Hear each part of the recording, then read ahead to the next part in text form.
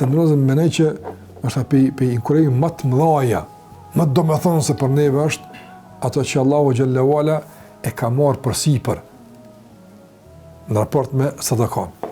Men dha alladhi yuqridu Allah qardan hasanan fayudha'ifuhu lahu adha'afan kathira. Kush është ai që jep Allahut borxh?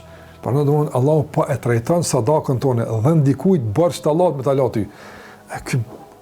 Ai njëri veç me shti Allahun borxh taj është balla thon. E kuptim ti e borxh te Allahu kur ti japsh ti borxh tek Allahu te barekuta. Po sa ka inkuraju, sa ka stimulu Allah për dhënje që realisht e ka trajtuar çështën e dhënjes si lloj borxhi te Allahu që robi ka ditë gjykimit. Prandaj ky borxh ka mutuar gjithçysh apo. Ky borxh ka mutuar gjithçysh. Kush e lën borxhin më mirë se Allahu, kush e zbaton premtimin më mirë se Allahu xhallahu ala kush apo. E kam pyet pejgamberin cila është sadakaja më e mirë. Ka thënë pejgamberi anta saddaqa wa anta sahihun shahihun takhsha al-faqr wa ta'mal al-ghina.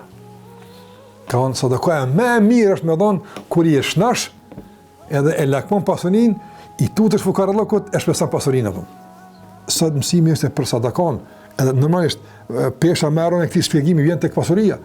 Po njëta vlen vallahi apo për të keq atë ka Allahu xhallahu ala, për jetën, për shëndetin, për autoritetin, për dijen, këtë bën që është njëta apo. Njëjtë. Nda njëri nga çdo pozicion që është mundohet me fituar një hisë në ahiret. Çka është e kërkuar? Me çka të ka Allahu xhallahu ala? Dikujt e ka, këto dikujt e ka, këto janë se që Allahu xhallahu ala i ndon mes robëti. I ndon mes robëti. Gjithkohë është ngarë me fituar me diçka apo. Andaj po e përndem ato që ka filluar.